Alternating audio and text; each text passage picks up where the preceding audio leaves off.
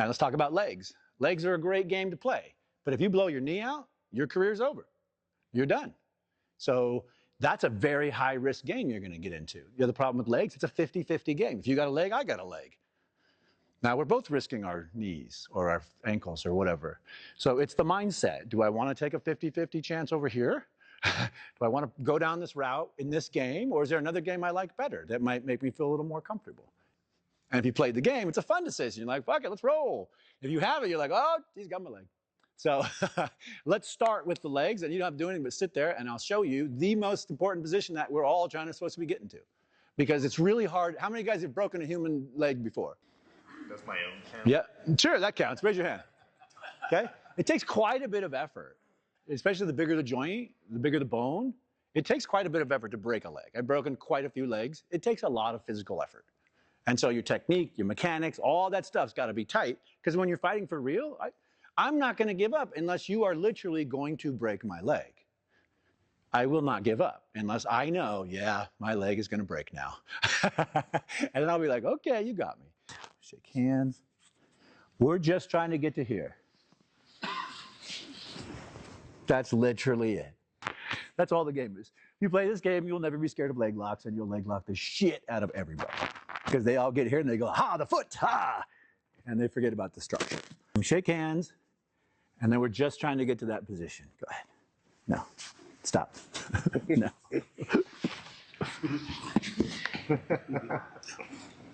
Right? Yep. So we don't need to go further because I won the game. When Carl first trained him, well, a lot of things. So one of the things that Carl told me when he first trained me, he said, you wrestle in a circle. So, first thing he starts talking about is clocks, right? You wrestle in a circle. When you watch wild animals, how do they don't wrestle head on. They don't go at each other head on unless they're rams and they knock the shit out of each other's heads. But they wrestle in a circle. So everything we do has a circular motion to it. This is the height of, believe it or not, this is the height of wrestling technology. This is absolutely the greatest shirt for wrestling. Anybody know the clock theory that Wade came up with that Danaher loved to rip off and not cite him? There's a very simple theory, the theory of the clock. Everything we do has a circular motion to it. Okay, so and on the shorts, you see these?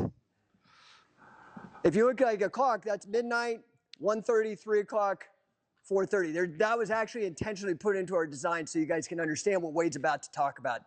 Okay, let's understand the human body in terms of the face of a clock, okay? Let's take our training partner's center line, the spine running down the middle of the body as the 12 o'clock and the 6 o'clock of the clock. Let's understand our opponent's hip line as the 3 o'clock and the 9 o'clock of the face of a clock. Going back to the clock again, the idea, and what we were learning today, and the other gentleman was showing, is getting a guy down. And the angles that you want to do, 10:30, 1:30, 10:30, 1:30. Remember those two clock tucked. And when you have them, crossface, crotch from here. Now, what time should I drive at? 10:30. Everyone drives at 9. No, hell no. He's going to put the foot out there. Even if he puts his foot out there, it doesn't help him if I'm going 10:30. So I start leaning this way. I pick this end up, push this end down, and over it goes. Crossface, crotch, drive at 10:30, lift a little bit as soon as he goes over. Now what we're doing is we're going to start moving toward his face. Right now I have all my weight right I'm off my knees. I don't have my hand on the mat. I don't have my head on the mat. All my weight is on his face. And he's not having a happy day right now. Can you guys all see this? If I want to get more pressure on him, I don't put my hands on the mat. I put my hand here in the hip and just push myself. It's not that I'm pushing his leg down. I'm pushing my body up on his face. Now, right now, he is not loving me at all. But when you get up, there's an indentation in the mat where you put some water and you have a little pond there, where his head and his shoulders were. There was so much pressure going down into it. All right, crossface crotch, 1:30 or 10:30 if you're on the other side. Now, again, use your head. In wrestling, I have a choice of getting on the right side or the left side. Everybody in wrestling goes on the left side. Don't know why they do that, but they do. That's where the coaches did, because the coaches wrestle that way on that side, so they teach it the same way. And then those kids get up and become coaches, they teach the same way. So 9 out of 10 people ride on the left side. Okay, well, good for you. Okay, so everything he's learned to do from the bottom starts and begins and ends with the guy on my left side. So I always ride opposite side. And I had 3 boys, and they were all state champs, and 2 of them were national champs out of the 3. The other one no longer lives in our house, but no pressure. So Wade, you're talking about coaching and tailoring the techniques to the individual wrestler, and a lot of wrestlers, they'll be so successful with one technique. And Dan Severn is a good friend of mine. We've been doing coaching clinics together for decades, and I know that you coached against opposite Dan when you were with Clemson in the NCAA finals, and you coached a guy named Noel Lobin, and he defeated Dan. Do you want to tell that story? Well, we were worried. We were watching Dan all year because we thought, if we're to win the NCAA, we have to go through Dan. He was the man at Arizona State, and we were Clemson, East Coast, West Coast, so we didn't see him so much during the year, but I studied a couple of his videos, and he pinned people that normally don't get pinned, Olympic champions, and that Dan was a tremendous athlete. When we got through the semis, and we went, we got Severn in the finals, I had Noel, and Noel was just an exceptional athlete.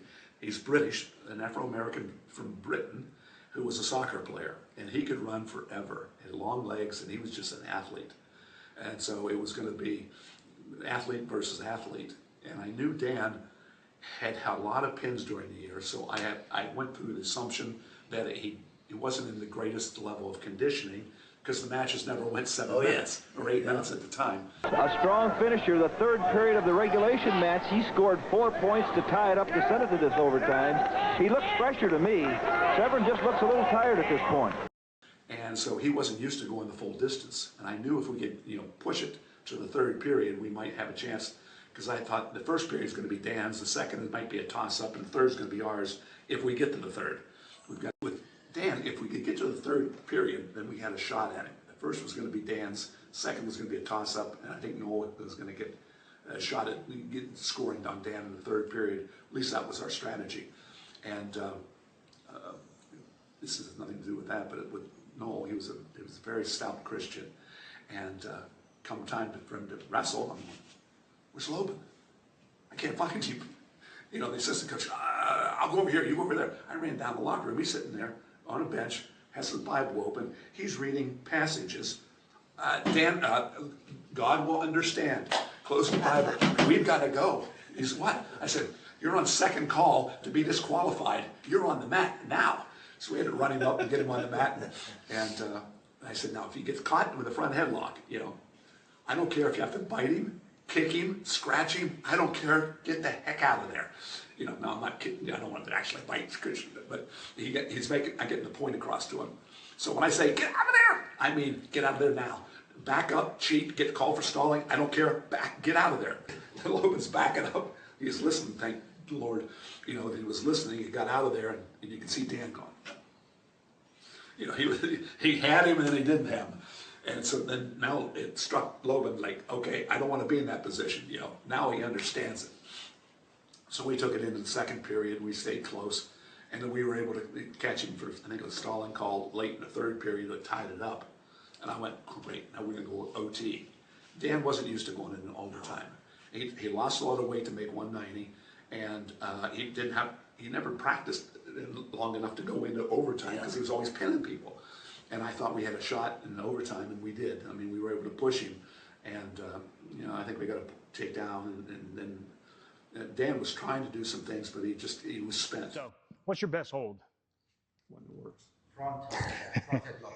Front. Best hold. Okay? Best hold. Now I'm going to sound like a real dick. You're all wrong. You're all wrong. Your best hold, conditioning. Your best hold is your ability to get on a mat and go and go and go and not get gassed. Because if you can't think because you're worrying about your next breath, you got nothing.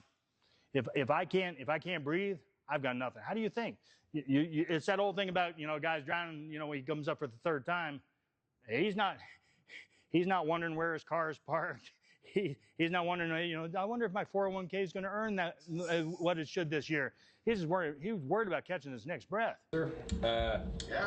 So born and raised in Iowa. So I'm going to go a little bit more local with my question. Okay. It wasn't until I actually left Iowa and joined the military that I learned about catch wrestling on my own independently. So I just realized that there was a statue of Frank Gotch that was recently brought up in Humboldt, Iowa, which is his hometown, which is a stone's throw away from where I was born and raised. Are you aware of any resurgence or renaissance and interest in catch wrestling in particular to go on top of Iowa's already very well known fanaticism with wrestling? Well, I think, you know, the explosion of the UFC kind of did that for us to a certain extent in MMA, because it gave an outlet for wrestlers to go to that. So, you know, like at my gym, even though I was a black belt in BJJ, I'm always going to be a catch wrestler because I'm always going to combine wrestling and submissions and, you know, all those things, right? So it's always going to be a hybrid where we were putting in the wrestling, the freestyle, folk style wrestling, the sambo leg locks, some of the Brazilian jiu-jitsu, and tying all these things together with the catch, and that made us catch wrestlers, right? It just made us catch wrestlers. And so I think like all those years when I was fighting and all the other guys, you know, that they would put those 3 bullet points of told the crowd what you were all about. Yeah.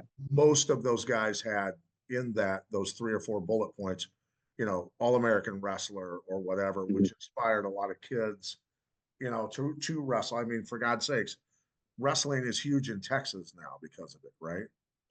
So we've seen a huge resurgence of that. And I think it's important for people. And I always tried to say, you know, back when the Gracies in the 20s, when Helio Gracie was doing his thing, well, the boys in Iowa and Minnesota were crushing the Terrible Turks and all those guys. Do it again, do it again, do it again, do it again, do it again.